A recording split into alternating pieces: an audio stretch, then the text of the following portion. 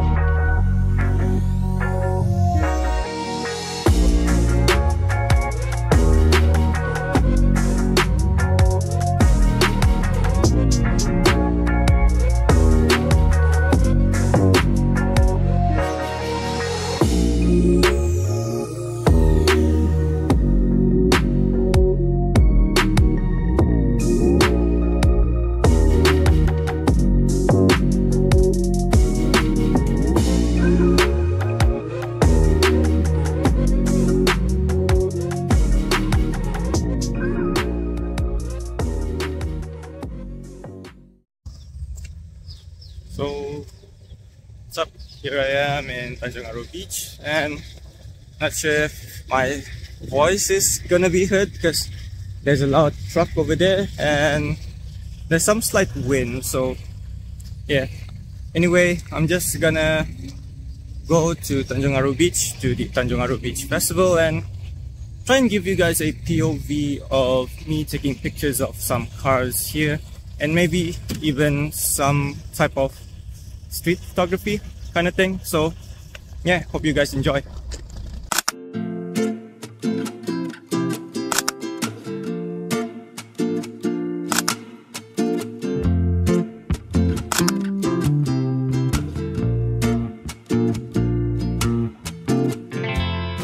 Most of these POV shots are from my Yicam, one of Xiaomi's first action cameras. So I do apologize for the less than stellar image quality and stabilization. Anyway, as I mentioned earlier, I'm shooting these pictures with the EM1 Mark 1 along with a Panasonic Lumix 12-32 kit lens. And my first impression is how great it feels to have a usable camera grip. Even with its battery grip, the X-T3 pales in comparison when it comes to grip comfort.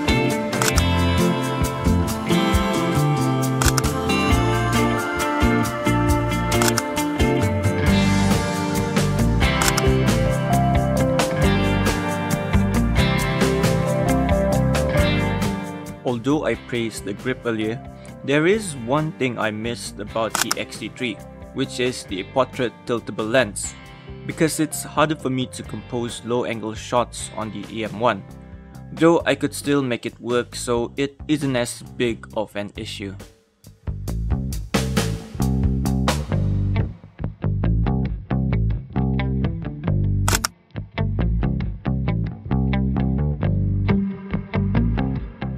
I also needed to get used to the menu as well. This is an older camera compared to my X-T3, so limitations are expected, but it isn't that difficult to navigate at the end of the day. However, it can be confusing to find specific settings if I'm being honest.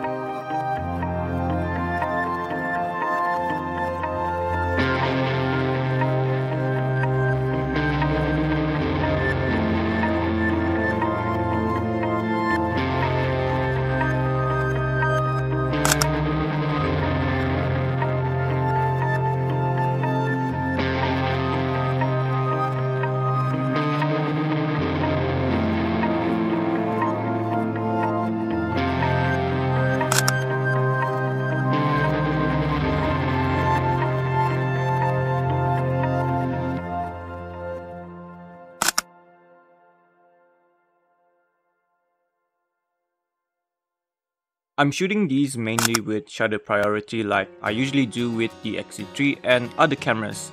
I am aware of some limitations of this camera, such as the sensor size, ISO limitations, and of course, the limitation of the lens as well. However, if I don't overthink it, this piece of kit is more than enough for these kinds of shots that I'm taking.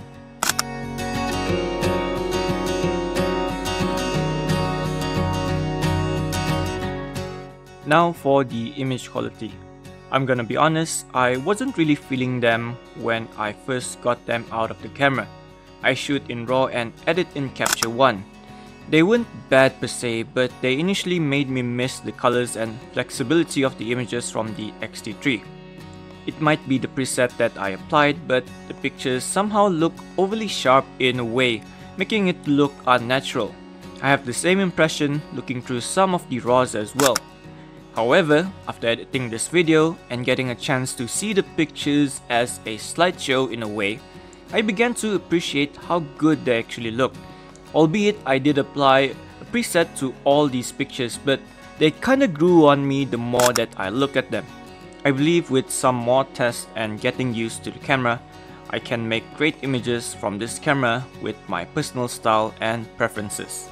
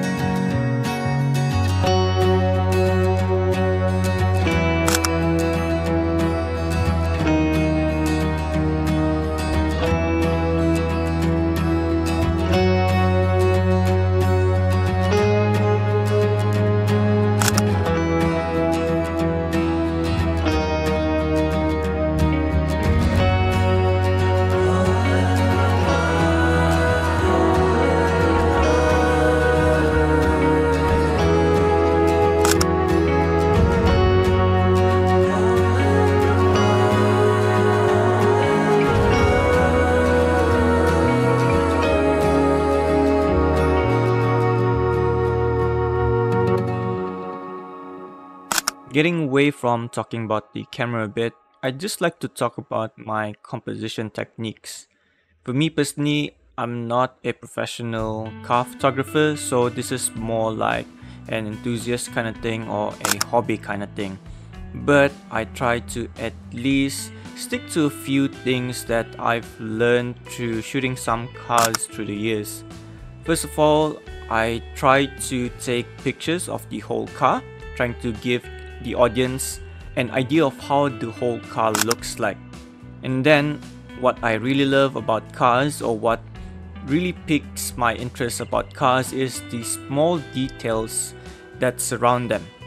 So I try to get creative with the angles of taking pictures of these details. So for example, like taking pictures of the headlights or the badges that the cars have, or even the curves that some of the cars have. And it's just something that when I look at other pictures from other photographers, I really appreciate looking at these smaller details, and I hope that my viewers can appreciate the same thing as well. At the end of the day, if you don't know what types of angles you should shoot from, just try to be creative with it and try not to overthink it as well.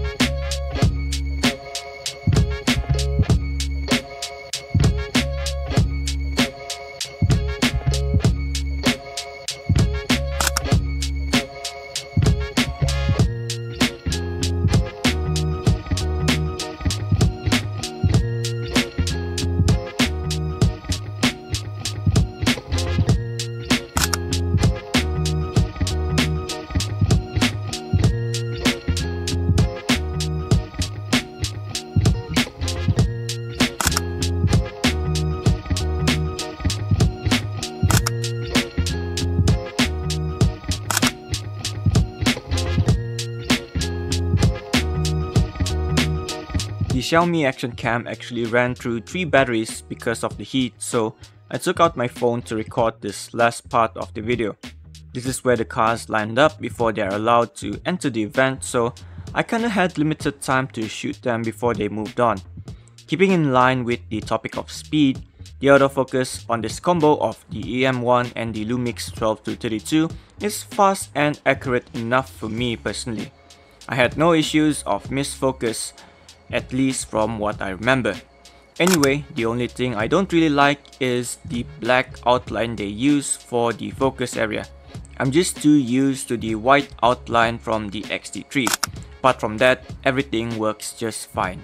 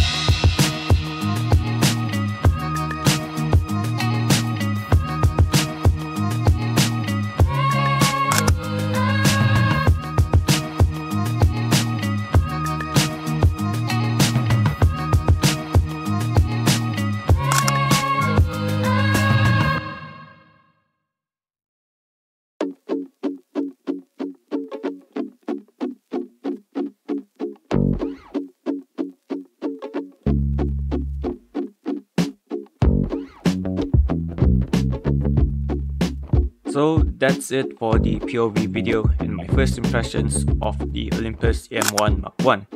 I hope you guys enjoyed the video. As always, thanks for watching and see you guys in the next one.